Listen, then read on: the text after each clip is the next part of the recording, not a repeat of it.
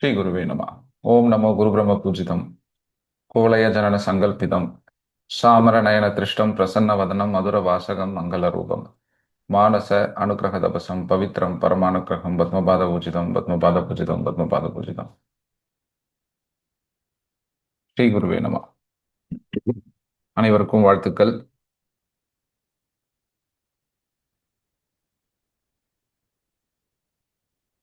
முதுநிலை யோகி பாடத்திட்டத்துல திருக்குறள் திருக்குறள் ஆய்வுரை பார்த்துன்னு வரோம். நம்ம குருதேவர் சன்னதின்ற ஒரு நூல்ல குருதேவர் சன்னதின்னு ஒரு நூல் எழுதியிருக்கார் குருதேவர். அதுல ஒரு கேள்வி: உடல் எடுத்தவர்களுக்கு எது பாக்கியம்? உடல் எடுத்தவர்களுக்கு எது பாக்கியம்? ஒரு 3 விஷயத்த சொல்றார் குருதேவர் அதுல. ஒண்ணு உடல் நலம், 2வது மனநலம், 3வது ஆன்மாவை அறிதல். இந்த உடம்ப யார் எடுக்கிறா? நம்ம தான் எடுக்கிறோம். மனிதர்கள் தான் உடம்பு எடுக்கிறோம். இந்த உடம்பு எடுத்தவர்களுக்கு எது பாக்கியம்? எவ்வளவு விஷயங்கள் இந்த பிரபஞ்சத்துல இருக்குது. நல்ல நல்ல ஒரு குடும்பம், நல்ல ஒரு தாய் தந்தை அமையணும், சகோதரர்கள், நண்பர்கள், மனிதர்களுடைய எண்ணங்கள் எப்படி எப்படியோ போகுது. ஆனா உண்மையாலுமே உடல் எடுத்தவர்கள் அடையக்கூடிய பெரும் பாக்கியம் எதுனா இது 3 தான். நல்ல உடல் நலம், நல்ல மனநலம், 3வது ஆன்மாவை அறிதல். இத 3ஐயும் கொடுக்கறது தான் நம்மளுடைய பாடத்திட்டமும் நம்மளுடைய யோக பயிற்சிகளும். குருதேவருடைய இந்த ஒட்டுமொத்த பாடத்திட்டம் அதுதான் நமக்கு கொடுக்குது. ஏன்னா உடல் நலம் இல்லாம நம்ம இங்க எதுவுமே ஒண்ணுமே பண்ணிட முடியாது. சிந்தனைகள் நல்லா இருக்காது. உடம்பு சரியில்லைன்னா நம்மளால சரியா சிந்திக்க முடியாது. அதுதான் உடம்பு, உயிர், மனம் 3ம் ஒன்றை ஒன்று தொடர்புபட்டது. இந்த வளர்ச்சி என்பதே இருக்காது. ஒரு ஸ்டேஜில் அப்படியே நின்றுடும். அப்ப அந்த உடம்பு நலமா இருக்கும் பொழுது தான் மனிதனால அடுத்த சிந்தனைக்கே போகும்போது, அதுதான் உடல் நலம், உயிர் நலம். சரி, உடம்புன்னு ஒண்ணு இருக்குது. உடம்புன்னு ஒண்ணு இருந்தா போதுமா? அது நல்லா இருக்கணும்ல, நல்லா இயங்கணும்ல, அதனால உடல் நலம். உடம்பு நல்லா இருந்ததுன்னா இயல்பாவே மனசும் நல்லா இருக்கும். அதனால மனம் நலம். இல்ல உடம்பு நல்லா ஆரோக்கியமா ஒருத்தர் வச்சுட்டு மனசு ஒரே கஷ்டம். எந்த காரியத்தை எடுத்தாலும் ஒரு ஒரு தெளிவான ஒரு முடிவு எடுக்க முடியல. எல்லாத்துலயும் ஒரு குழப்பம், எல்லாத்துலயும் ஒரு பயம், பதட்டம். அப்போ உடம்பு கெட்டு போயிடும். காலம் ஆவ ஆவ இது இது கன்டினியூ ஆச்சுன்னா மனசு சரியில்லைனா உடம்பு கெட்டு போயிடும். அப்போ உடல் நலம், உயிர் நலம், மனநலம் இது 2த்தையும் தாண்டி 3வதா அடையக்கூடிய பெரும் பாக்கியம் ஒண்ணு இருக்குதுன்னா ஆன்மாவை அறிதல்.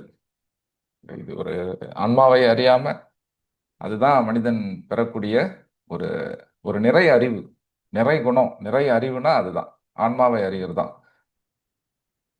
சரி, இதுதான் உடம்பை கொண்டவங்க பெரிய பாக்கியம்னு சொல்லிட்டாரு. இன்னொரு கேள்வியும் கேட்கிறார். உயிரே போனாலும் யாருடைய ஆன்மாவை முன்னேற்ற முடியாது? அடுத்த கேள்வி கேட்கிறார். உயிரே போனாலும் யாருடைய ஆன்மாவை முன்னேற்ற முடியாது?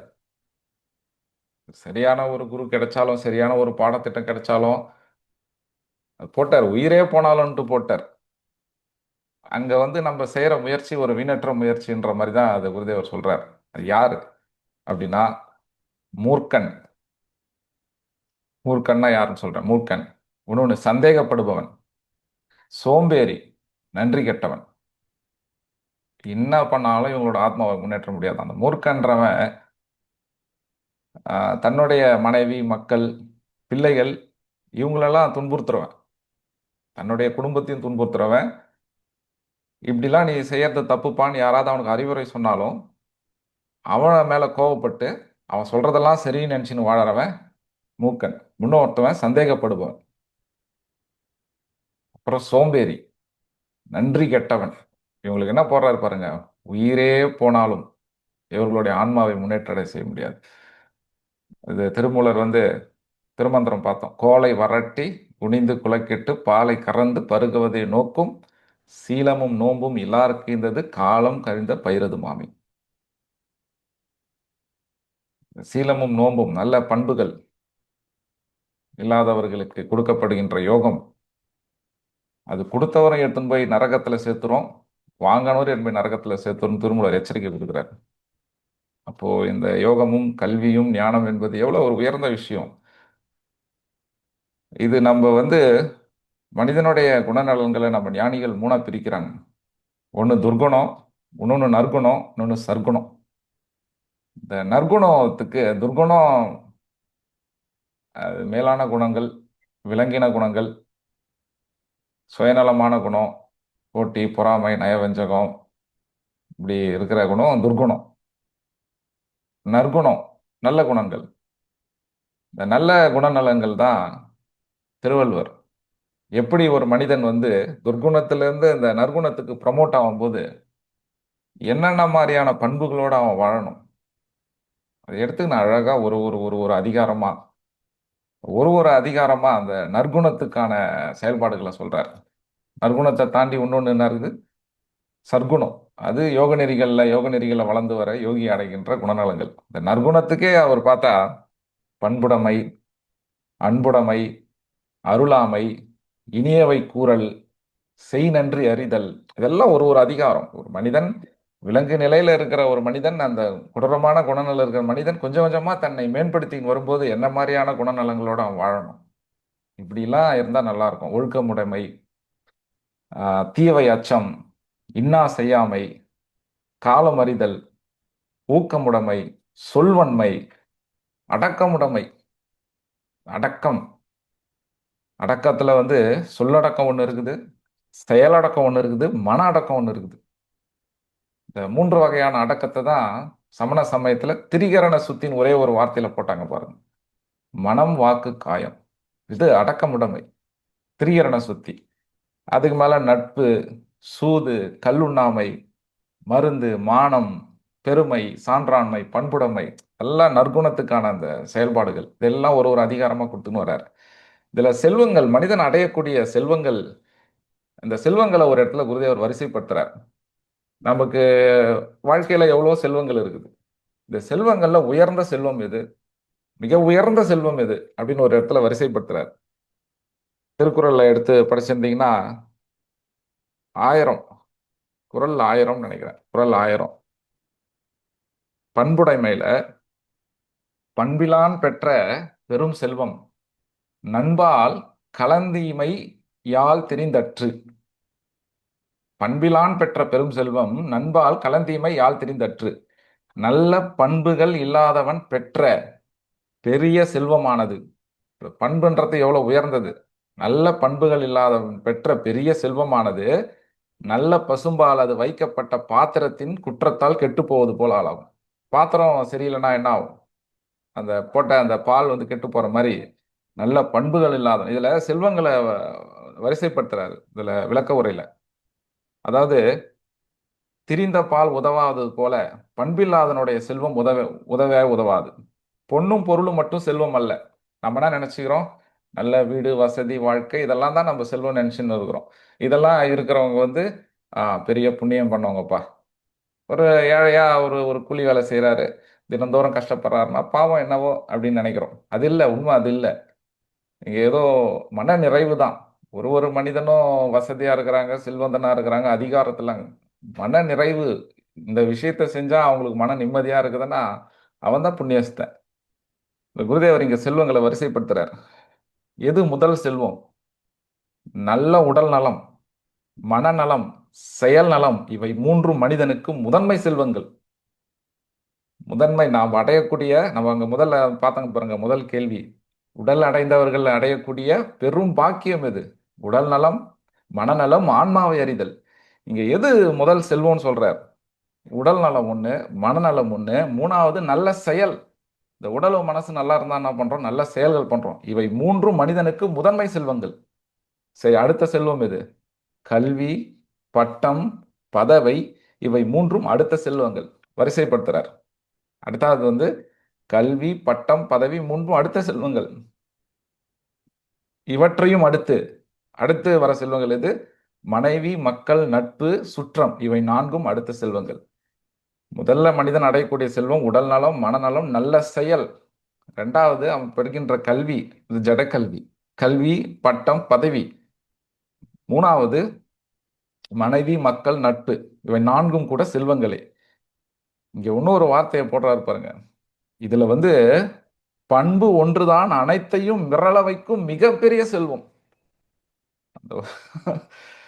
இது எல்லாத்தையும் காட்டிலும் ஒரு மனிதனிடம் இருக்கக்கூடிய நற்பண்புகள், நல்ல பண்புகள் இருக்குது பாருங்க. இது அனைத்தும் மிரள வைக்கும் மிகப்பெரிய செல்வன்றார். வார்த்தையை போடுற இடம் குருதேவரது ஒன்று ஒன்றும் பணிவு, உதவி, நன்றி, தியாகம், தயை, இவை அனைத்தும் பண்பு என்ற ஒரே தன்மைக்குள் அடங்கி போகும். பண்பு அப்படின்னு ஒரு வார்த்தையை சொல்லிட்டேன்னா சரி, பண்பு தான் எல்லாத்தையும் விரல வைக்கும் மிக பெரும் செல்வம் அப்படின்னுறார். அந்த பண்புன்ற ஒரு வார்த்தைக்குள்ள என்ன அடக்கம்ன்றாரு பாருங்க. பணிவு, உதவி, நன்றி, தியாகம், தயை, இவை அனைத்தும் பண்பு என்ற ஒரே தன்மைக்குள் அடங்கி போகும். பண்புடையான் அப்படின்றதுல வள்ளுவர் சொல்ற இடத்துல இந்த ஒரு குறள் வந்து ரொம்ப அற்புதம். பண்பு என்பது எவ்வளவு ஒரு முக்கியமான குணநலங்கள். அதே மாதிரி ஒரு ஒரு மனிதனுடைய அந்த நற்குணத்துக்கு ஒண்ணா சொல்லின்னு வர்றார். நம்ம வந்து இன்னைக்கு வள்ளுவர் சொல்லாத விஷயங்கள் இல்லை.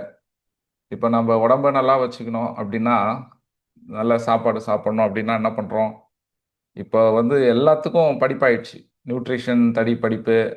அது இப்போ இப்போ என்னென்ன வேலை, அவர் இந்த வேலைக்கு இந்த சாப்பாடு சாப்பிட்றோன்னா அதுக்கு தனியாக ஒரு கோர்ஸ். இல்லை அங்கே நம்ம பணம் கட்டி இந்த சாப்பாடு சாப்பிடுங்க. இந்த சாப்பாடில் புரோட்டீனு, விட்டமின், இது இருக்குது, அது இருக்குது, கொலஸ்ட்ரால் என்னென்னவோ போட்டு நம்மளை வந்து ஒரு வேளை 2 வேளை சாப்பிட வைக்கிறது ஒரு பெரிய பாடம் ஆயிடுச்சு இன்னைக்கு. இன்னைக்கு ஒரு பெரிய பாடம் ஆயிடுச்சு. பணம் அதிகமாக அதிகமாக மனிதனுக்கு என்ன ஆகுது? இந்த பணத்தையும் செல்வத்தையும் வச்சுன்னு ரொம்ப நாள் நம்ம வாழ்ந்தே ஆகணும். சரி, அதுக்கு என்ன பண்ணலாம்? எதையும் விலை கொடுத்து அதிகமாக வாங்கினாதான் அதுக்கு மதிப்பு அப்படின்ற அறியாமையில் இருக்கும் பொழுது, யார் எங்க ரொம்ப அதிகமாக ஃபீஸ் வாங்கி என்ன சொல்லி கொடுக்குறாங்க? 3 லட்சமா? 3 லட்சம் 10 நாள் கோர்ஸுக்கு 3 லட்சம் வாங்குறாரா? கண்டிப்பா ஏதாவது விஷயம் இருக்குன்னு போய் எதையோ ஒன்று கத்துக்கிட்டு வந்து. ஆனா வள்ளுவர் பாருங்க, நீங்க இந்த உடம்ப வந்து பேணி காக்கணும்னா இது மருந்துல சொல்றார். மருந்து என்ற இதுல சொல்றார். இந்த உடம்பு நீ ஆரோக்கியமா இருக்கணும்னா என்ன பண்ணணும்? மருந்தென வேண்டாமாம் ஆக்கைக்கு, யாக்கைக்கு, உடம்புக்கு அறிந்தியது அற்றது போற்றி உணின். எங்கவோ போட்டு நீ என்னென்னவோ போட்டு இதுல இந்த சத்து இருக்குதா அது இருக்குதா ஒன்றும் குழப்பிக்க தேவையில்ல. 942 எடுங்க. அந்த அந்த மருந்து என்ற ஒரு அதிகாரத்துல புத்தகம் வச்சிருந்தீங்கன்னா, மருந்தென வேண்டாமாம் யாக்கைக்கு அருந்தியது அற்றது போற்றி உணி முடிஞ்சு போச்சு. இதுல ஏன் இவ்வளோ பெரிய ஆராய்ச்சி? ஒரு பசி எடுக்குது அப்படின்னா நம்ம சாப்பிட்ற சாப்பாடு ஏற்கனவே ஒரு வேளை சாப்பிட்றோம், காலைல சாப்பிட்றோம். இந்த சாப்பாடு நல்லா செரிமானம் ஆகி நம்மளுக்கு பசி எடுத்ததுன்னா அடுத்த வேளை சாப்பிடுங்கன்றார். மணி 12 ஆச்சா லஞ்சுக்கு போயிடணும். மணி 4 ஆச்சா ஸ்நாக்ஸ் சாப்பிடணும். மணி 8 ஆயிடுச்சா டின்னர் சாப்பிடணும். இந்த டைம் டேபிள்லாம் போட்டு வைக்க தேவையில்ல. மருந்தென வேண்டாமாம் யாக்கைக்கு அருந்தியது அற்றது போற்றி உணி. என்ன நம்ம சாப்பிட்ட சாப்பாடு நமக்கு நல்லா செரிமானம் ஆகி அந்த பசின்ற ஒரு உணர்வோடு அதை சாப்பிடும்போது தான் அந்த உணவினுடைய அருமையே நமக்கு விளங்கும். மதன்னு இருக்குது. சரி பரவாயில்ல, இருந்தாலும் நம்ம இந்த வேலைக்கு சாப்பிட்டு தானே ஆகணும். சாப்பிடலன்னா நம்மளை ஜெயிலில் எடுத்து போட்டுருவாங்கல்ல. என்ன பண்ணுறது? எப்படியாவது சரி மதியம் சாப்பிட்றோம் கண்டிப்பான்ட்டு அதை சாப்பிட்றோம். ஆனால் அது நல்ல நல்ல ஜீரணமாகி இந்த ஜீரண மண்டலம்ன்றது நம்ம புரிஞ்சுக்கணும். நம்மளுடைய சிஸ்டம் என்னமா நம்ம செயல்படுது. நம்ம உடம்பு நம்ம சாப்பிட்ற ஒரே ஒரு சாப்பாடை எடுத்து செரிமானம் பண்ணுறதுக்கு சிறுகுடலும் பெருகுடலும் நம்மளோட கல்லீரலும் எல்லா உறுப்புகளும் எவ்வளோ இது பண்ணி அதை பண்ணுது அப்படின்னும் போது நல்லா பசி எடுக்கும்போது சாப்பிடுங்கன்றார் ஒரே ஒரு குறள். இந்த மருந்து என்ற இடத்துல அற்றால் அளவறிந்து உண்க அஃதுடம்பு பெற்றான் நெடிது உயர்க்கு ஆறு. ஒரு முறை உண்ட உணவு செரித்து விட்ட பிறகு மறுவேளை உணவை அளவோடு சாப்பிட வேண்டும். அது கூட எப்படி சாப்பிடணுன்றார் பாருங்க. அளவோடு சாப்பிட வேண்டும். இந்த முறையானது உடம்பினை பெற்றவன் நீண்ட நாள உடம்பை காப்பாற்ற வாழும் வழியாகும். எல்லாம் சிம்பிள் மெத்தட் தான். இன்னைக்கு நம்ம ரொம்ப எளிமையான விஷயத்தெல்லாம் விட்டுட்டோம். இன்னைக்கு வந்து ரொம்ப ரொம்ப ரொம்ப நம்ம அதிகமாக படிச்சிட்டதாலேயோ அதிகமான விஷயங்கள் ஆராய்ச்சி பண்ணதாலேயோ என்னென்னவோ போட்டு. ஆனால் திருவள்ளுவர் பாருங்க, எளிமையான விஷயங்கள் தான். ஆமாம், இதையே நம்ம யோசிக்காம விட்டோம் அப்படின்னு இருக்கும் இந்த குறளை பார்க்கும்பொழுது. அதே மாதிரி ஒரு உடம்புல ஒரு நோய் வருது அப்படின்னா அந்த நோய்க்கு என்ன மூல காரணம்? இப்போ கூட நம்ம யோகாசனங்கள் ஒருத்தருக்கு சொல்லி கொடுக்குறோம் அப்படின்னா அவர் உடம்பு இந்த பிரச்சனை வருதுன்னா அதுக்கு என்ன மூல காரணம்ன்றது நமக்கு தெரியணும்.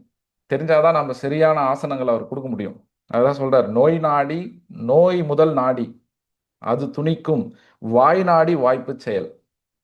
ஒரு ஒரு நோய் என்ன, அந்த நோய் வந்ததற்கு காரணம் என்ன, அதனை தீர்க்கும் சரியான வழி என்ன என்பதை சரியாக ஆராய்ந்து சிகிச்சை தர வேண்டும். இது நமக்கு ரொம்ப அவசியமான ஒரு விஷயம் இது. இன்னைக்கு இருக்கிற டெக்னாலஜி சயின்ஸ் வந்து இது எதில் வளர்ந்துருக்குதோ இல்லையோ, உங்கள் உடம்புல நம்ம உடம்புல என்ன பிரச்சனை இருக்குதுன்னு மைன்யூட்டாக கண்டுபிடிக்கிற அளவுக்கு எல்லா டெக்னாலஜியும் வளர்ந்துடுச்சு. அதனால் ஒரு பிரச்சனை வருதுன்னா கம்ப்ளீட்டாக டெஸ்ட் பண்ணி இதுதான் உடம்புல ப்ராப்ளம் அப்படின்னு நம்ம டயக்னோஸ் பண்ணி தெரிஞ்சுன்னு வந்துட்டோம்னா நிச்சயமாக அதுக்கான ஆசனங்கள் நம்மளுடைய பைபிளில் இருக்குது.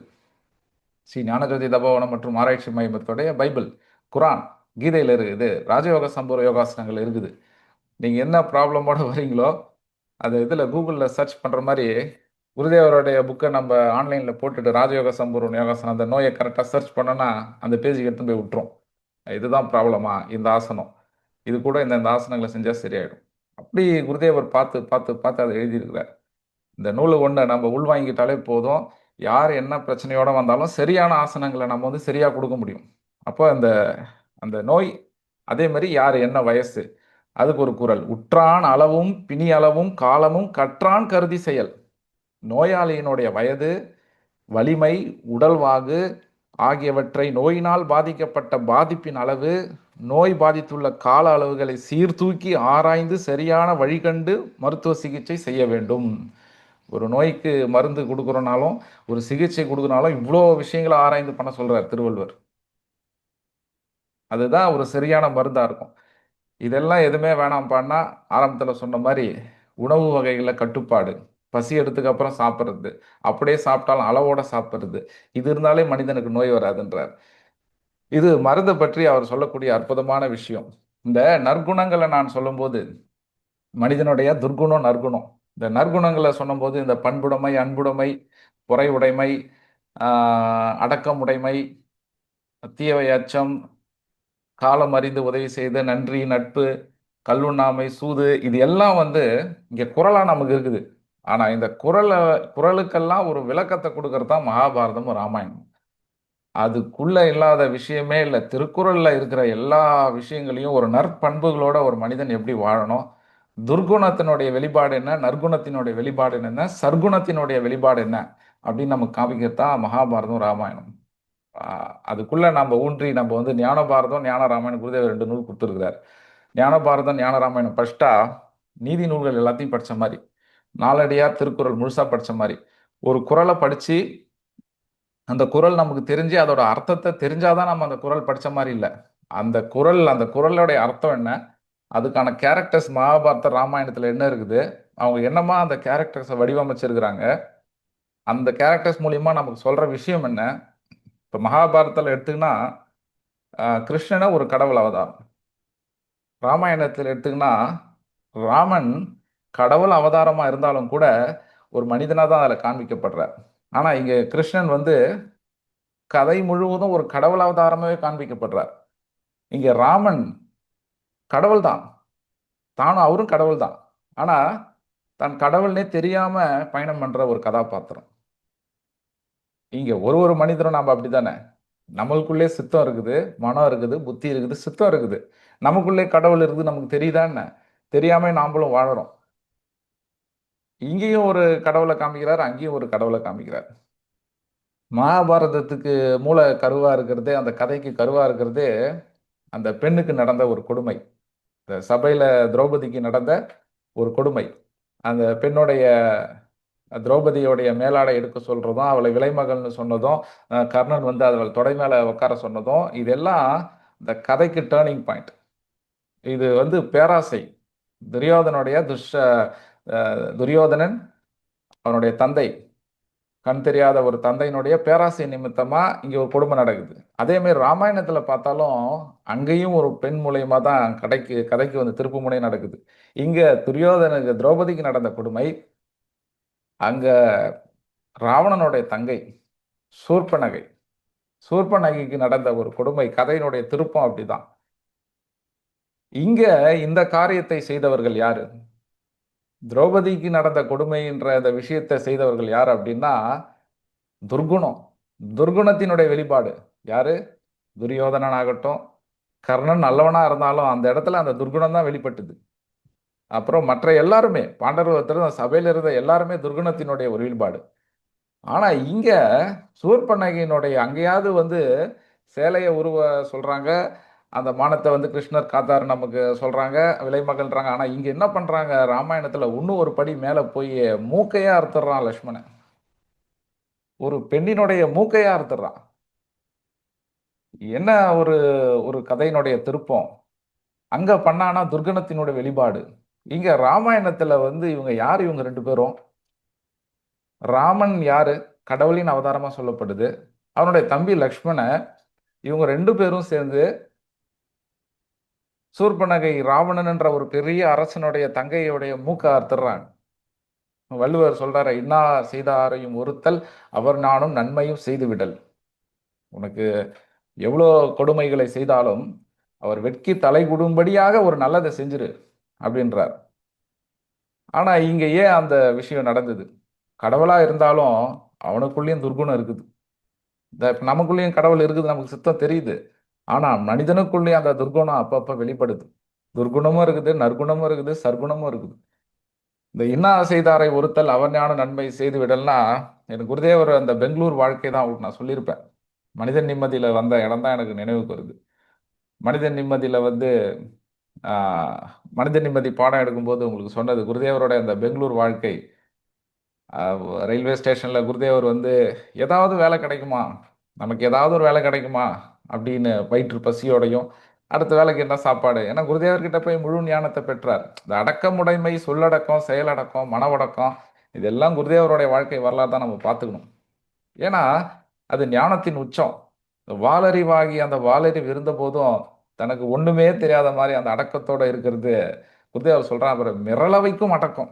அந்த மிரளவைக்கும் அடக்கத்தை அவர்கிட்ட தான் அதை பார்க்க முடியும் நம்ம. எப்படி இப்படி இப்படி இருக்கிறாரு அப்படின்ட்டு. அவருக்கு அந்த 16 வயசுல ஞானத்தை பெற்றுட்டு குருதேவர் வந்து அங்க ரயில்வே ஸ்டேஷன்ல நிற்கும் பொழுது யாரோ ஒரு பணக்காரர் வர்றார். பணக்காரர் வந்து சாமியை ஒரு கூலி நினைச்சிடுறார். கூலி நினைச்சிட்டு அவர் இதை கொடுத்துட்றார். கொடுத்துட்டு இதை எடுத்துன்னு வாப்பா அப்படின்னு. சரி, இவர் ஏதோ உதவி கேட்கிறாரு பொழுது நம்ம கிட்ட. சாமி எப்பயுமே சரி நமக்கு உதவி கேட்கிறாரு பொழுதுன்னு சொல்லிட்டு சரி பொட்டியை தூக்கிட்டு வந்துக்கிறாரு. அங்க இருக்கிற கூலியோட ஒருத்தவன் தலைவன் வந்து லீட் ஒருத்தன் வந்து பார்த்துட்டு இருக்கிறான். பார்த்துட்டு என்ன நாம செய்ய வேண்டிய வேலை யாரோ செஞ்சுனுக்கிறான்னு சொல்லிட்டு வந்து சாமி ஒரே ஒரு அடி கன்னத்துல. அது ஒண்ணுமே புரியல குருதேவருக்கு. எதுக்காக வந்தான், எதுக்கு அடிச்சான், என்ன பண்ணான் அப்படின்னுட்டு. அப்புறம் போய் எல்லாம் இது பண்ணிட்டு அப்புறம் அவர் வந்து அவர் கேட்டுக்கிறாரு, ஏன்பா என்ன இது மாதிரி பண்ற, நான் தான் அவர்கிட்ட கொடுக்க சொன்னேன், நீ எதுக்கு அதெல்லாம் பண்ற அப்படின்னு சொல்லி அமுச்சு விட்டுக்கிறாரு. போனதுக்கு அப்புறம் அவர் என்ன பண்ணிக்கிறாரு, ஏதோ பணம் கொடுத்துருக்கிறார். இல்லைங்க நான் கூலிலாம் இல்லை, நான் சும்மா நீங்க ஏதோ உதவி கேட்டீங்க நான் செய்ய வந்தேன் அப்படின்னு குருதேவர் சொல்லியிருக்கார். இல்லை பரவாயில்ல இதை வச்சுக்கோ அப்படின்னு. அது இன்னா செய்தாரை ஒருத்தல் அவர் நானும் நன்மையும் செய்து விடல். நமக்கு எவ்வளோ தீங்கு செய்திருந்தாலும் அவங்க அவங்க வெக்கி தலை குனியும்படியாக ஒரு நன்மையை செய். வள்ளுவருடைய அந்த வார்த்தை. குருதேவர் நேரா எடுத்துன்னு போனார். இந்த இவன் கொடுத்த இந்த விருது, இந்த பெரியவர் கொடுத்த காசை நேரா எடுத்துன்னு போனார். இந்த மார்க்கெட்ல இவர் அடிச்சவர் யாருன்னு பார்த்தார். அது 3 ரூபா 4 ரூபா 5 ரூபா அந்த பணத்தை எடுத்துன்னு போய், அண்ணா இந்தாங்க வச்சுக்கோங்க, நான் கூலி இல்லை, நான் ஏதோ உதவி கேட்டாருன்னு நான் எடுத்தேன், அவர் இந்த பணம் கொடுத்தார், உங்க பணம் எனக்கு வேணாம், உங்க வேலையை நான் எடுத்துக்கலாம் செய்யலைன்னு சொல்லி பணத்தை கொடுத்ததும் நடுங்கி போறான். நடுங்கி எப்பா இவரை போய் அடிச்சிட்டோமே, இதை எடுத்துன்னு போய் கொடுத்ததான் அவன் நடுங்கி போறான். அதுதான் இன்னா செய்தாரை ஒருத்தல். குருதேவருக்கு தெரியாத கலையா? நூக்கு வர்மம், எல்லா வர்மமும் தெரியும். அந்த அடக்கமுடைமையும் அங்கதான் பார்க்கிறோம். அந்த இன்னா செய்தாரை உறுத்தல் அவர் ஞானம் நன்மையும் செய்து விடல். ஞானிகள் வாழ்ந்து காட்டுவாங்க. நமக்கு வந்து இந்த கதாபாத்திரங்கள் எல்லாம் படைச்சது அவங்க தான். ஆனா அவங்களுடைய வாழ்க்கை நமக்கு தெரியல. மகரிஷி வியாசரோட வாழ்க்கை நமக்கு தெரியல. திருமூலர் என்னமா வாழ்க்கையை வாழ்ந்தார் தெரியல. அவங்கெல்லாம் அவங்க வாழ்க்கையில அவங்க விஷயத்தை பின்பற்றாத அது எப்படி எழுத்தா வர முடியும்? ஒரு ஒரு படைப்பை படைக்கிறாருன்னா மகரிஷி மகாபாரதன்ற ஒரு மிகப்பெரிய ஒரு ஒரு ஒரு இதை இலக்கியத்தை படைக்கிறார் அப்படின்னா அதுல இருக்கிற நல்ல குணநலங்கள், நல்ல செயல்பாடுகள்லாம் அவங்களுக்குள்ள இல்லைன்னா எப்படி அது வெளிப்படும்? அது அது அவங்க செயல், அது அது உங்களோட வாழ்க்கை வரலாறு நமக்கு தெரியல. ஆனா இன்னைக்கு குருதேவரோட வாழ்க்கை வரலாறு இருக்குது. நம்ம திருக்குறளை எடுத்து வச்சு இன்னைக்கு குருதேவரோட வாழ்க்கை வரலாறு எடுத்து பார்த்தோம்னா ஒண்ணு ஒண்ணு ஒண்ணும் அந்த நற்பண்புகள் அங்கங்கே நமக்கு அப்படியே தெரியும்.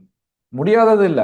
இதெல்லாம் சரி கதையில மகாபாரதத்துல, ராமாயணத்துலலாம் சொன்னாங்க. நடைமுறை வாழ்க்கையில முடியுமான்னா, வாழ்ந்து காட்டுறாங்க. ஞானிகள் வாழ்ந்து காட்ட அந்த அடிச்சுவடுகளை நாம பின்பற்றுறோம். அதே மாதிரி ஆசை தான் இங்க பெரிய ஒரு காரணமா இருக்குது. இங்க யாரோட ஆசை காரணமா இருக்குது? துரியோதனனுடைய பேராசை. துரியோதனன் வந்து இவனுக்கு எல்லாத்தையும் தானே எடுத்துக்கணும். இந்த அவா அறுத்தல்ல சொல்றார். அவா அவா அறுத்தல் அப்படின்ற ஒரு அதிகாரத்துல ஆசை வந்து ஆசையா இருக்கும்போது நமக்கு பிரச்சனை இல்லை. அது பேராசையா வரும்போது தான். காமம்னா ஆசை, துஷ்காமம்னா பேராசை, நிஷ்காமம்னா ஆசையே எழாத நிலை. இங்க வந்து காமம் ஆசை இருக்கணும். ஒரு ஆசை இருந்தாதான் ஒரு குடும்பம் நடத்த முடியும், பிள்ளைங்களை படிக்க வைக்க முடியும். ஒண்ணுமே இல்லாம நம்ம எப்படி இருக்க முடியும்? ஆனா அது பேராசையை போகாம பார்த்துக்கணும். இந்த ஆசையும் எழாத நிலை.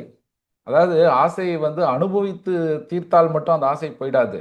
ஆனா ஆசையை எழாத நிலை தான் வந்து நிஷ்காமம். அந்த நிஷ்காமம் அப்படின்றதுனா ஆசையை எழாத நிலை. இந்த ஆசையை எழாத நிலை யாருக்கு கைவரும்னா ஒரு யோகிக்கு மட்டுமே கைவரும். ச- மற்றபடி சாதாரண மனிதர்களுக்கு இந்த ஆசை எழாத நிலை வர்றதே இல்லை. காரணம், இது உடம்பளவுல சில மாற்றங்கள் ஏற்படணும், சுவாசத்தினில் சில மாற்றங்கள் ஏற்படணும், சுவாசத்தை நெறிப்படுத்தணும். இந்த உடம்பு சுவாசம் நெறிப்பட்ட பொழுது உண்மையான ஞானம் என்பது நமக்கு புரியணும். எது நம்ம உண்மையான ஞானம்? ஆன்மாவை அறிதல். இங்க என்ன பண்ணாலும் நம்ம மீண்டும் பிறக்க போறோம், மீண்டும் இறக்க போறோம், மீண்டும் பிறக்க போறோம். எவ்வளவு செல்வங்களை நாம் சம்பாதித்தாலும் அதனால் என்ன பயன்? ஒரு பயனும் இல்லை. மீண்டும் மீண்டும் பிறப்பு இறப்பு சங்கிலிக்குள் நாம சிக்க போறோம் போது எது நமக்கு தேவைன்றதை நாம உணர்ந்து இந்த யோகானுஷ்டானங்களோடு வாழும் பொழுது அங்க என்ன ஆகுது? ஆசையே எழாத நிலை வருது. அதான் நிஷ்காமம். இதுதான் மனிதன் அடையக்கூடிய இறுதி பதவி. இங்க துரியோதனனுடைய பேராசை எல்லா தனக்கு வந்துடணும்ட்டு. அவனுடைய பங்காளிகள் தானே. ஆனா ஒட்டுமொத்தமா தனக்கு வந்துடணும், அந்த பாண்டவர்களோட சொத்து நமக்கு வந்துடணும், நாம தான் இங்க அரசாட்சி செய்யணும் அப்படின்னு இவனுடைய பேராசை. இதற்கு அவருடைய தந்தை வந்து எதுவும் இது பண்ணிக்காம நம்ம பிள்ளைங்களுக்கு யாரெல்லாம் ஒன்றும் உட்காந்துக்கிறார். இங்க ராமாயணத்துல பார்த்தா, ராமாயணத்துல இங்க துர்தாஷனும் துரியோதனனுடைய பேராசை. இங்க பார்த்தா தசரத மன்னனுக்கு மூன்று மனைவி. தசரத மன்னனுக்கு மூன்று மனைவி.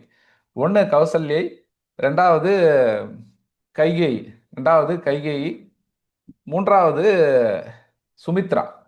இந்த முதல் மனைவிக்கு தான் ராமன் பிறக்கிறார். ரெண்டாவது மனைவி கைகேயி பரதன். மூன்றாவது மனைவி சுமித்ராவுக்கு லக்ஷ்மணனும் இன்னொருத்தர். அவர் பேர் யாருக்கா தெரியுமா? லக்ஷ்மணோட சகோதரர் பேர் யாராவது பரதன். சொல்லுங்க சொல்லுங்க சார், சொல்லுங்க மேடம்.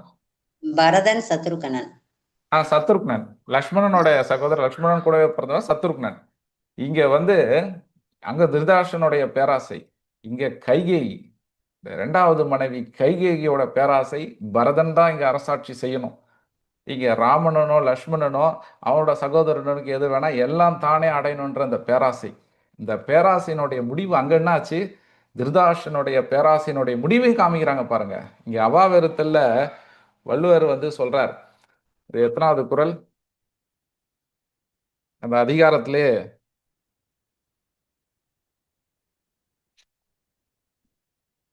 அவாவென்ப எல்லா உயிருக்கும் மெய்ஞான்றும் தவா பிறப்பினும் வித்து. ஆசை என்பது எல்லா உயிருக்கும் பொதுவானது.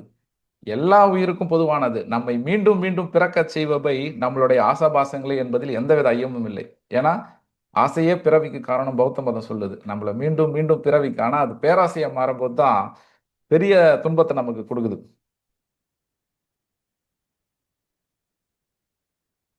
இன்பம் இடையாறு ஈண்டும் அவாவென்னும் துன்பத்துள் துன்பம் கெடின். பெரும் துன்பம் தரக்கூடிய ஆசையை ஒழித்து விட்டால் ஒருவனுக்கு இன்பம் இடைவிடாமல் தொடரும். இந்த பெரும் துன்பத்தை கொடுக்குற ஆசை தான் பேராசை. இது என்ன? ஒட்டுமொத்த அரசாட்சியும் தனக்கு வேணும், பாண்டவர்களை எப்படியே அமைச்சிடணும்னு. இந்த அம்மா இங்க என்ன பிளான் பண்றாங்க? பரதனுக்கு முழு ஆட்சியை கொடுத்துடணும். கொடுத்துட்டு ராமனை காட்டுக்கு அமைச்சிடணும். தன்னுடைய மகன் தான் இங்க அரசாட்சி செய்யணும்னு. இதனுடைய அந்த முடிவு வந்து போர்க்காலத்துல ஒட்டு மொத்தமா தன்னுடைய சாம்ராஜ்யத்தையே, தன்னுடைய பிள்ளைகள் எல்லாரும் இழந்து நிக்கிறான் திருதாஷ்டன். இந்த அம்மா இந்த பேராசையை ஆட்பட்டு அவன் பரதனும் அவங்கள மதிக்கல. ஒரு காலத்துல பரதனும் மதிக்கல. அந்த அங்க இருக்கிறவங்க எல்லாரும் வந்து அவங்கள வந்து தவற இதுவா பேசுனாங்க. அந்த அம்மாவுக்கும் நிம்மதி இல்லை. அதனுடைய முடிவை காட்டுறாங்க பாருங்க. இங்க ரெண்டு வரங்கள். அதே மாதிரி ஒரு விஷயத்தை அடக்கம் யாகாவாராயினும் நாகாக்க காவாக்க சொல்லியிருக்கப்பட்டு ஒரு விஷயத்தை நாம் சொல்லும் போதும் யாருக்காவது வாக்கு கொடுக்கும்போது நம்ம ரொம்ப சந்தோஷத்துல ஆனந்தத்துல இருந்தோம்னா யாருக்கும் எந்த வாக்கு கொடுக்க கூடாதுன்னு சொல்லுவாங்க. அதே மாதிரி ரொம்ப கஷ்டத்துல கவலையில இருந்தோம்னா எந்த முடிவும் எடுக்கக்கூடாது. கோவத்துல யாருக்கும் பதில் சொல்லக்கூடாது. இங்க தசரத மன்னன் வந்து ஒரு சந்தோஷத்துல ரெண்டு வரங்களை கொடுத்துட்றாரு. ரெண்டு வரங்களை கொடுத்துட்றாரு. இவங்க தசரத மன்னனுக்கு கல்யாணம் ஆகி திருமணம் ஆகி அயோத்திக்கு வந்துன்னு இருக்கிறாங்க. வரும்பொழுது ஒரு இடத்துல தண்ணி குடிக்கலாம் அப்படின்னு போறாங்க. சரி, புதுசா திருமணமான தம்பதிகள்ன்றதால அவங்க ரெண்டு பேரையும் தனியா வந்துன்னு இருக்கிறாங்க. இவர் ஒரு தடாகத்துல போய் தண்ணி குடிக்கலான்னு போறாரு. போகும்போது என்ன ஆகுது, தண்ணி குடிச்சிட்டு வரும்பொழுது மலைப்பாம்பு ஒன்று படுத்துன்னு இருக்குது. இவர் ஏதோ மரத்தோடைய வேறு நினைச்சுன்னு அதை மெரிச்சிடுறாரு. இந்த மலைப்பாம்பு உடனே தசரத மன்னனை சுருட்டிடுது உடம்புல. இதை பார்த்து இந்த கைகேயி என்ன பண்றாங்க, ஒரு வாள் எடுத்துன்னு வந்து அந்த மலைப்பாம்பை இது பண்ணிடுறாங்க. சாக கிடந்த நிலைமையில இவரை காப்பாத்திடுறாங்க. உடனே அவர் ஒரு சந்தோஷத்துல என்ன பண்ணிடுறாரு, ஆனந்தத்துல என் உயிரையே காப்பாத்திட்டேன், உனக்கு ரெண்டு வரங்கள், உனக்கு எப்ப வேணாலும் கேட்டுக்க, உனக்கு ரெண்டு வரங்கள் நான் தரேன் அப்படின்ட்டார். அந்த அம்மா அந்த நேரத்துல இப்ப எனக்கு எதுவும் வேணான்னு சொல்லிட்டு தகுந்த நேரம் வரும்பொழுது ராமனுக்கு முடிசூட்டும் விழா எல்லாம் முடிவு பண்ணிட்டு வரும்பொழுது மறுநாள் முடிசூட்டும் விழானா இந்த நேரத்துல அந்த ரெண்டு வரங்களையும் கேட்கறாங்க. இந்த ரெண்டு வரங்களையும் கேட்டு எனக்கு வந்து சொல்றாங்க, என்ன ரெண்டு வரம் நீங்க கேட்டீங்க, இப்ப நான் கேட்கறேன். அதுல முதல் வரம், என்னுடைய மகன் பரதன் தான் இந்த அரசாட்சி செய்யணும். ரெண்டாவது வரம், அண்ணன் இருக்கும்போது தம்பிக்கு எப்படி அரசாட்சின்னு கேள்வி கேட்பாங்க. அதனால ராமனை 14 வருஷம் காட்டுக்கு அமைச்சிருங்க. ராமனை 14 வருஷத்துக்கு காட்டு அமைச்சிருங்க. இங்க ராமன் வந்து காட்டுக்கு போறார். அதே மாதிரி மகாபாரதத்துல பாண்டவர்களும் காட்டுக்கு போறாங்க. அங்க 13 வருஷம், இங்க 14 வருஷம். இங்க ராமன் காட்டுக்கு போனார்னா தன் தந்தையோடைய வாக்கை காப்பாற்றணும் அப்படின்றதுக்காக காட்டுக்கு போனார். தலை நிமிர்ந்த நட, தலை நிமிர்ந்த நட. அவர் போனார்னா எதுக்கும் கவலைலாம் படல. அரசாட்சியை விட்டுட்டு போறோமே அதெல்லாம் கவலைப்படல, தலை நிமிர்ந்த நட. ஆனா பாண்டவர்கள் பாண்டவர்கள் அங்க காட்டுக்கு போனாங்கன்னா தலை குனிஞ்சு வெக்கி சூதாட்டத்துல எல்லாத்தையும் தோத்துட்டு போனாங்க. சூது சூதுன்றது, சூதுக்கு தனியா ஒரு அதிகாரமே வச்சிருக்கிறார். சூதுன்றது எவ்வளவு கொடுமையானது அப்படின்றத அது யாராவது பாத்தீங்களா? குறள் சூதுன்ற இடத்துல, சிறுமை பல செய்து சீரழிக்கும் சூதில் வறுமை தருவதொன்றில் பல்வேறு வகையான சிறுமைகளை உண்டாக்கி ஒருவனை சீரழிக்கும் சூதாட்டத்தை காட்டிலும் ஒரு வறுமையை உண்டாக்கின்ற வழி வேறும் இதில்லை. ஒன்றெய்தி 100 இழக்கும் சூதற்கு உண்டாங்கோல் நன்றெய்தி வாழ்வதோர் ஆறு. சூதாட்டத்துக்கு போறாங்கன்னா ஒன்று ஒன்று ஒன்று தோத்துட்டானா தோத்ததை மீண்டும் பிடிக்கணும் பிடிக்கணும் பிடிக்கணும் விளையாடி ஒட்டுமொத்தமாக விட்டுட்டு வந்துடுவான். இந்த சூதாட்டத்தினுடைய கருதான மகாபாரதம். சூதாட்டம் உட்காந்து பாண்டவர்கள் விளையாடி வெக்கி தலை குனிஞ்சு காட்டுக்கு போறாங்க.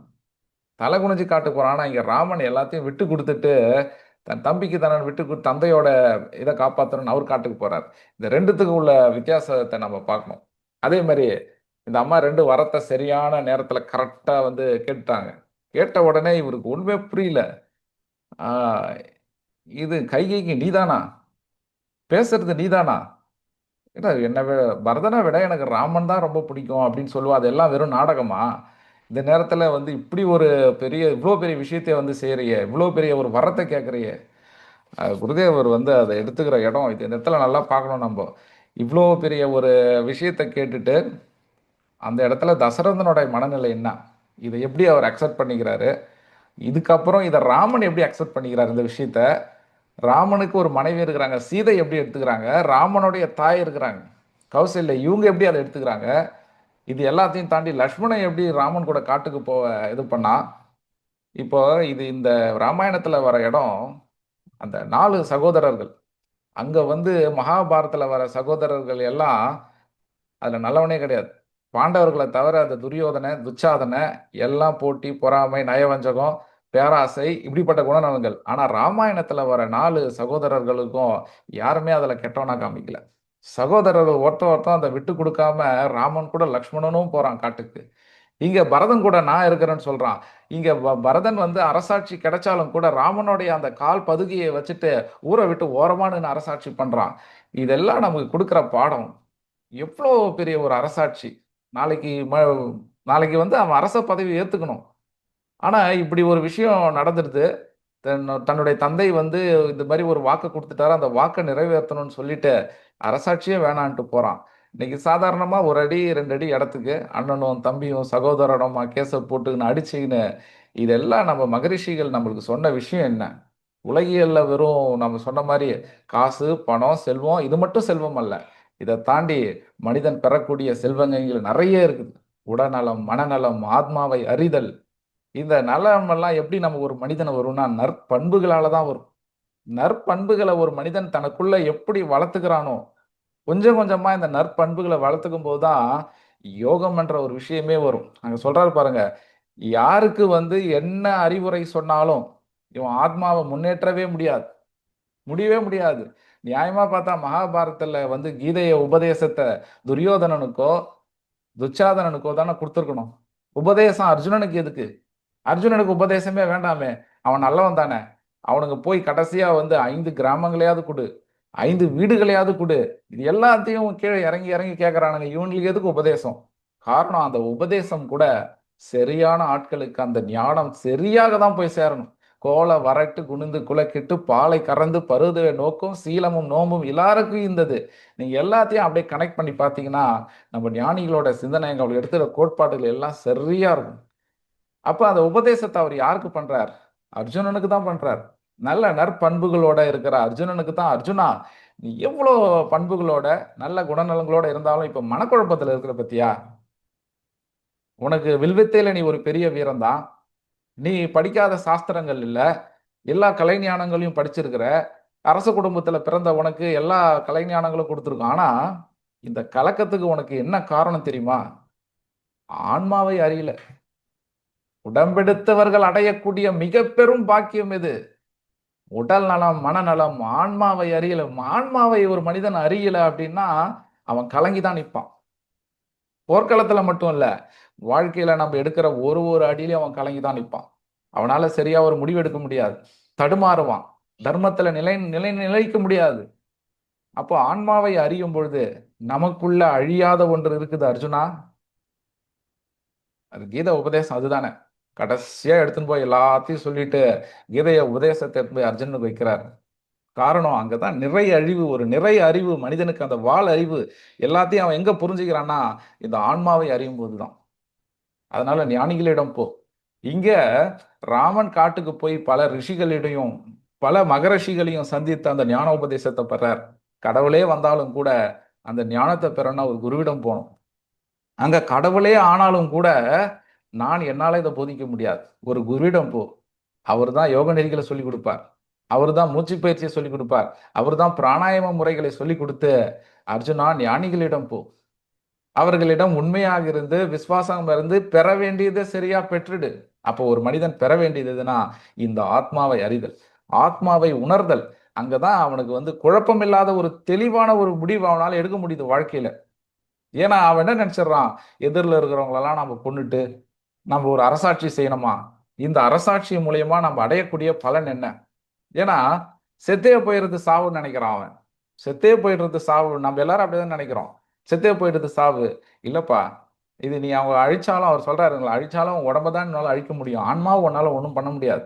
அந்த தெளிவை அங்க கீதையில அவர் கொடுக்கிறார். ஒரு ஒரு மனிதனும் வாழ்க்கையில பெற வேண்டிய ஒரு தெளிவு அதுதான். நிலையில்லாத உடம்புக்குள்ள நிலையான ஆன்மா இருக்குது.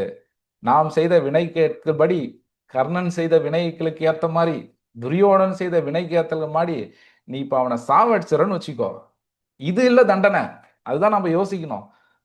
இப்ப துரியோதனனை இவன் எல்லாம் சாவடிச்சிடறான், இவன் செய்த பாவத்துக்கு அவனை சாவடிச்சிடறான். மரணம் அவனுக்கு தண்டனையே கிடையாது. கிழிந்து போன துணிகளை போட்டுட்டு ஒரு மனிதன் கிழிந்து போன துணி எடுத்து போட்டு எப்படி ஒரு புதிய ஆடையை போடுறானோ, இந்த ஆன்மா ஜீரணமாகி போன அழிந்த உடலை எடுத்து வேறொரு உடலை எடுக்குது. இதுதான் மரணம், ஜனனம். இப்ப நீ கொல்ல போறோம் கொல்ல போறோம் கொல்ல போறோன்றியே, நீ என்ன, நீ கொன்னு அவனுக்கு தண்டனை கொடுக்க போறோம் நீ நினைக்கிறியா? இது தண்டனையே இல்லை. அப்போ மரணம்ன்றது நாம் என்ன நினைச்சுக்கிறோம், நாம் செய்த பாவங்களுக்கு புண்ணிய பாவங்களுக்கெல்லாம் அது ஒரு முடிவு. சில மதங்கள்ல சொல்லுது, மதங்கள்ல சொல்றாங்க மரணம் என்பது பாவத்தினுடைய முடிவு. அதெல்லாம் இல்லை. மரணம் என்பது பாவத்தின் முடிவும் அல்ல, வாழ்க்கையின் முடிவும் அல்ல. அது மீண்டும் எடுக்கும் ஒரு பிறவியின் தொடக்கம். இந்த அடிப்படை அறிவு, இந்த அடிப்படை சிந்தனை ஒரு மனிதனுக்கு புரிந்தினா நிச்சயமா அவன் யார் மேலேயும் கோவப்பட மாட்டான், யார் மேலேயும் பொறாமப்பட மாட்டான். அவனுக்கு பெற வேண்டியது ஒண்ணுமே இல்லைங்க. காரணம் இது என்ன வாழ்க்கை? ஒண்ணுமே இல்லையே. எடுக்கிற கோடிக்கணக்கான பிறவிகளை இப்போ ஒரு பிறவி எடுத்துன்னு வந்துக்கிறோம். இப்ப மரணமாக போறோம். மீண்டும் ஒரு தாய் வயித்துல பிறக்க போறோம். ஆனா மீண்டும் ஒரு தாய் வயித்துல போய் பிறந்து நாம அங்க அனுபவிக்கக்கூடிய சுக துக்கத்துக்கெல்லாம் எது காரணமா இருக்குது? இப்ப நாம செய்யக்கூடிய செயல்கள். குருதேவர் சொன்னார் பாருங்க, மனிதன் பெறக்கூடிய செல்வங்களிலே பெரிய செல்வம் எது? உடல் நலம், மனநலம், நல்ல செயல்கள். இந்த நல்ல செயல்கள் தான் மனிதனை உயர்த்தும் உயர்த்தும் உயர்த்தும் உயர்த்தும் உயர்த்தினே போகும். அப்ப இததான் கீதையில அவர் அங்க சொல்றார். இந்த தெளிவு இல்லாததால் தான் அவன் பெரிய அரச குடும்பத்தை சேர்ந்தவன் தான். எல்லாமே இருக்குது. எல்லாமே இருந்தும் கூட ஆன்மாவை நீ அறியாதால உன்னோட அறிவு பூரணத்துவம் பெறல. உன்னோட அறிவு முழுமை பெறல. அதனாலதான் இங்க கலங்கி நிக்கிறேன்னு சொல்லிட்டு மரணம்னா என்னன்னு புரிய வைக்கிறார். அதனால இப்ப நீ அவனுக்கு தண்டனை கொடுக்கல. இப்ப அவன் போயிடணும், அவ்வளவுதான், முடிஞ்சு போச்சு. அதே மாதிரி என்ன செய்தார் முத, நம்ம எல்லாத்துக்கும் அகழ்வாரை தாங்கும் நிலம் போல தன்னை இகழ்வாரும் பொறுத்தல் தலை. இங்க என்ன கொடுமைகள் செஞ்சாலும் பூமி எப்படி நமக்கு தாங்குதோ அதே மாதிரி யார் என்ன கொடுமை செய்தாலும் அதை தாங்கணும். அப்படின்னா பூமி கூட சில நேரத்தில் தாங்கறது இல்ல. இயற்கை பூதங்கள் கூட தாங்கறது இல்ல.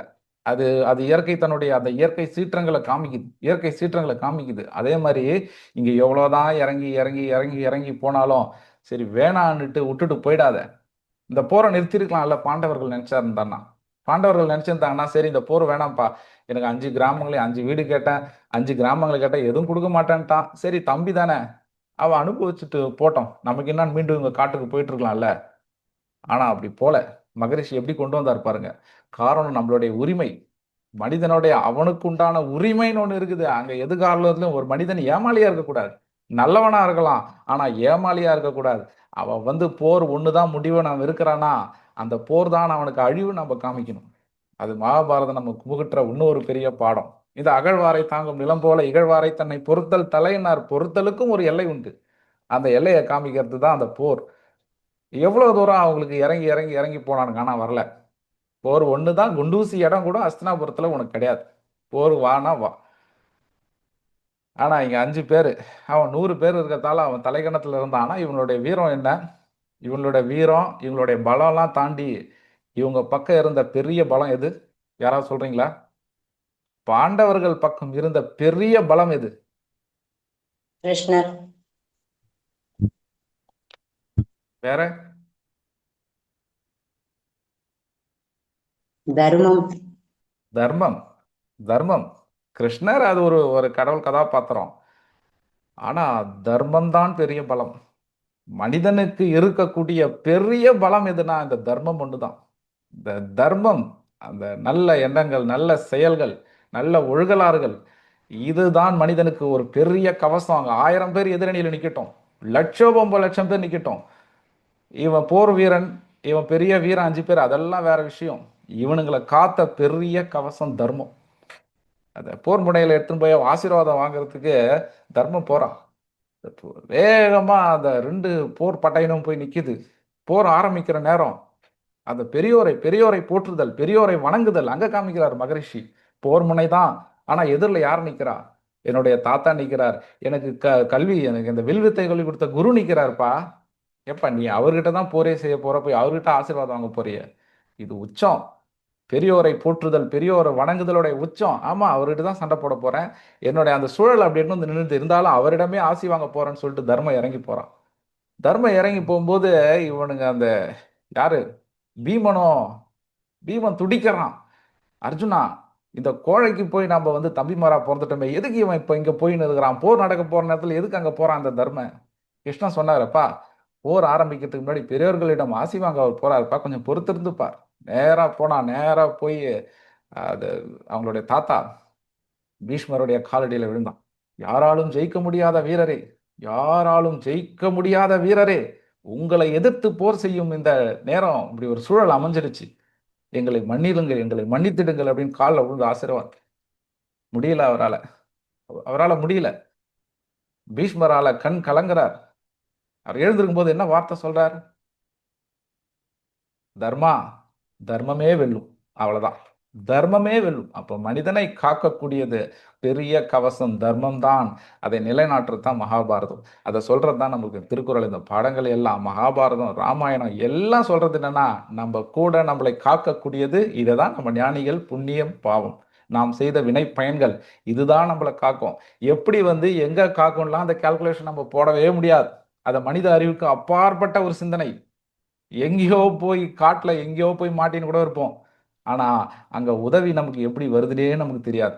எப்படி யார் வந்து எந்த நேரத்துல என்ன உதவி செய்வாங்கன்னே தெரியாது. காரணம், நாம் செய்த நல்ல செயல்கள் நம்மளை தொடர்ந்து வந்துனே இருக்குது. நம்ம கூடவே நம்மளை காக்கின்ற கவசமா வந்துனே இருக்குது. நாம் செய்த பாவங்களும் நம்ம கூட வந்து எப்ப படுகொலியில் தள்ளுன்னு தெரியாது. இது எல்லாத்துக்கும் காரணம் நம்மளுடைய செயல்பாடுகள் தான், நம்மளுடைய எண்ணங்கள் தான்.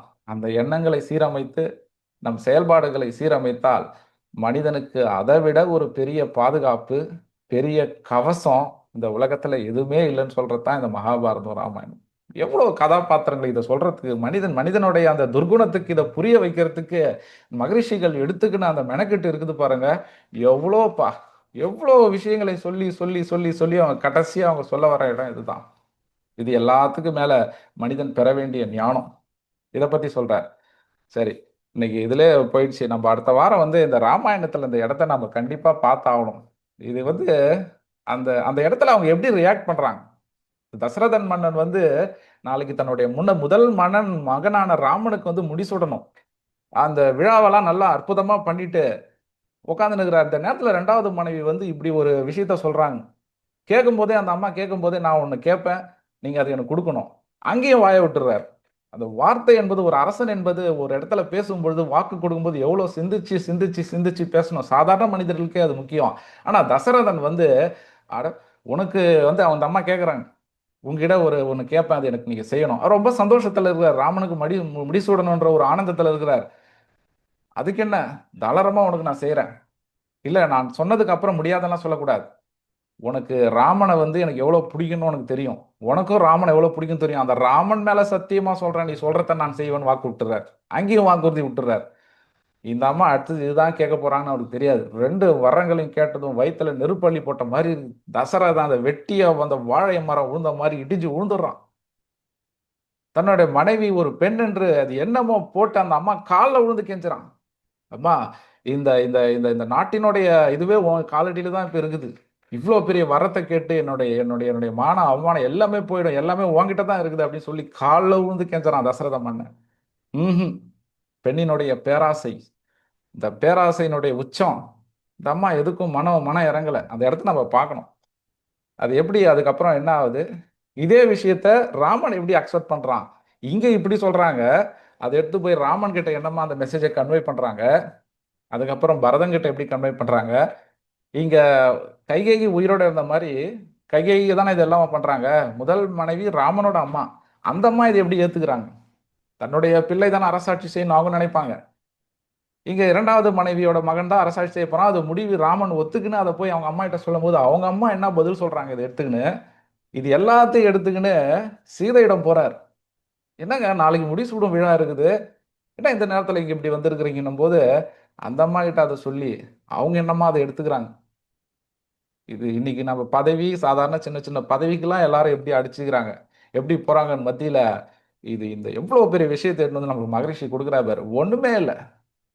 அது வேணும்னும் போதும் அவன் ஆடல, ராமன் ஆடல. அது இல்லைன்னும் போதும் ஒண்ணுமே இல்லை. அது இல்லைன்னு சொன்ன போதும் வைகை அந்த கைகேயி ராமனோட முகத்தை பார்த்து மிரண்டு போறாங்க. என்ன ஒரு ரியாக்ஷனும் இல்லையா இவங்கிட்ட. அரசாட்சியே தனக்கு வேணான்னு சொல்லிட்டு சாதாரணமா போறானே. காரணம், அதனாலதான் அது கடவுள் கதாபாத்திரம் கடவுளா காமிச்சதுக்கு காரணம் அதுதான். இன்பம் துன்பம் இரண்டும் இல்லாத நிலையில் அங்க வச்சிருக்கிறார் ராமனை. அது சீதை எப்படி அக்செப்ட் பண்ணிக்கிறாங்க, அந்த விஷயத்தை அவங்க எப்படி அக்செப்ட் பண்ணிக்கிறாங்க. அவங்க அக்செப்ட் பண்ணது மட்டும் இல்லாம அவங்களும் ஏன் ராமனோட போறாங்க, லக்ஷ்மணனும் அவன் கூட போறான். இது எல்லாத்தையும் நம்ம அடுத்த வாரம் பார்க்கலாம், சுருக்கமா பார்த்துடலாம். குருதேவர் ரொம்ப சிறப்பா அதை ரொம்ப ரொம்ப அற்புதமா நம்ம கொடுத்துக்கிறார் ஞான ராமாயணத்துல. அதாவது ஒரு ராஜவம்சம்ன்றது வந்து ராஜவம்சத்துல பிறக்கிறவங்களுடைய செயல்பாடு என்னன்னு சொல்றார். ராஜவம்சத்தில் சுகபோகங்களை அந்த அம்மா கிட்ட சொல்றாரு, ரெண்டாவது மனைவிடம் சொல்றார், நீ என்னமா சுகபோகங்களை அனுபவிக்கத்தான் ராஜவம்சம் நினைச்சீங்கயா. ராஜவம்சத்தில் சுகபோகங்களை அனுபவித்ததற்காக யாரும் பிறப்பதில்லை. பிறக்கும் போதே அவர்கள் தங்களை நாட்டு நலனுக்காக அர்ப்பணித்துக் கொள்கிறார்கள். ராஜாக்களோட மனநிலையில் அன்னைக்கு எப்படி இருந்துன்னு சொல்றாரு பாருங்க. ஒரு ராஜானா அந்த நாட்டுல அந்த ராஜ வம்சத்துல பிறக்கிற குழந்தைகள்லாம் சுகபோகத்தை அனுபவிக்கிறதுக்கு பிறக்கலாமா? பிறக்கும் போதே அவர்கள் தங்களை நாட்டு நலனுக்காக அர்ப்பணித்துக் கொள்கிறார்கள். குடிமக்களின் சுபிட்சமே அவர்கள் சுபிட்சம். ஒரு நாட்டு ராஜா, அந்த ராஜாவோட குடும்பம், அவங்களோட மனநிலையெல்லாம் எப்படி இருக்கணும்னு நீங்க குருதேவர் சொல்றார். குடிமக்களின் சுபிட்சமே அவர்கள் சுபிட்சம். நாட்டுக்காக அவர்கள் தங்கள் சொந்த தேவைகள் கூட தியாகம் செய்யதான் வேண்டும். அவர்களுக்கென்று மக்கள் சௌக்கியத்தை தவிர வேற சௌக்கியமே இல்லை. இப்போ அரசாட்சி, ஒரு அரச குடும்பம்னா எப்படி இருக்குதுன்னு காமிக்கிறார். இன்னைக்கு இருக்கிற காலகட்டத்தை நம்ம பார்க்குறோம். இது ஒத்தே வராது. எல்லாமே சுயநலம், எல்லாமே சுயநலம். இங்க பாருங்க, அவர்களுக்கென்று மக்கள் சௌக்கியத்தை தவிர வேற எந்த சௌக்கியமும் இல்லை. குடிமக்களால் நிந்திக்கப்படும், சபிக்கப்பட்டு வாழ்கின்ற வாழ்வல்ல ராஜபோகம். குடிமக்களால் நிந்திக்கப்பட்டும் சபிக்கப்பட்டும் வாழ்கின்ற வாழ்வல்ல ராஜபோகம். தியாகம்தான் ராஜபோகம். நல்ல அரச குடும்பத்தில் பிறந்த அரக்கி என்று உன்னை நாளை வரலாறு தூற்றும். அவங்க சொல்றாரு, நல்ல அரச குடும்பத்தில் பிறந்த அரக்கி என்று நாளை வரலாறு தூற்றும். என்னென்னமோ அவரு சொல்லி பார்க்குறாரு. அந்த அம்மா அக்செப்ட் பண்ற மாதிரி இல்லை. இருந்தாலும் இதெல்லாம் நம்ம அடுத்த வாரம் பார்த்துட்டு இதோட ஒன்றி திருக்குறள்ல அவர் என்ன சொல்ல வர்றாரு, இதெல்லாம் படிச்சா திருக்குறளை படிச்ச மாதிரி தான். இதுதான் நீதிகள், இதுதான் நம்ம மனித குலத்துக்கு நம்ம மகரிஷிகள் கொடுத்த நீதிகள். இது மகாபாரதம் ஆகட்டும், ராமாயணம் ஆகட்டும், இது சித்தத்தின் வெளிப்பாடு. இங்க மகரிஷி வியாசர், இங்க வால்மீகி முனிவர். மகரிஷி வியாசர், வால்மீகி முனிவர் ரெண்டு பேருமே சித்தத்தின் வெளிப்பாடு, மனதின் வெளிப்பாடு. புத்தியில தாண்டி சித்தத்தில் வரந்த வெளிப்பாடு. இன்னைக்கு நமக்கு அது ஒரு உரை விளக்கமா, ஞானமா சேர்ந்து ஞான பாரதமா, ஞான ராமாயணமா நம்ம கையில வந்துருக்குது. ஒருத்தவங்க கொடுக்குற உபதேசம். ராமனுடைய இந்த செயல்பாடுகள், ராமன் போய் அவங்க அம்மா கிட்ட சொல்றான், கௌசல்யா கிட்ட. அந்த அம்மா கொடுக்குற உபதேசம் அங்க, ஈன்ற பொழுதின் பெரிதுவக்கம் தன் மகனை சான்றோர் என கேட்ட தாய். ராமா, உன்னை பிறந்த போது நான் அடைந்த இன்பத்தை விட இன்னைக்கு நீ செய்யற காரியம் இருக்கு பாரு. நீ செய்யற காரியம், ஈன்ற பொழுதின் பெரிதுவக்கம் தன் மகனை சான்றோர் என காட்ட தாய். ஐயோ, நீ என்னடா இப்படி ஒரு முட்டாள்தனமான ஒரு காரியத்தை பண்றியடா, அரசாட்சி வேணான்னு சொல்லி காட்டுக்கு போறிய, என்ன இது அப்படிலாம் சொல்லல. அந்த அம்மா அப்படி சொல்லல. அது ஒரு தாயினுடைய அந்த மேன்மையை காட்டுது. ஒரு இடமா ஒரு அற்புதம். அது அடுத்த வாரம் நம்ம கண்டினியூ பண்ணலாம். வாழ்த்துக்கள். பிரம்ம வித்தையான யோக நெறிகளை பழகி மனிதனிடம் இந்த அஞ்ஞானம் விலகட்டும், மெய்ஞானம் விலகட்டும், அன்பு தழைக்கட்டும், பூலோகம் சொர்க்கமாகட்டும். ஸ்ரீ குருவே நம, ஸ்ரீ குருவே நம, ஸ்ரீ குருவே நம.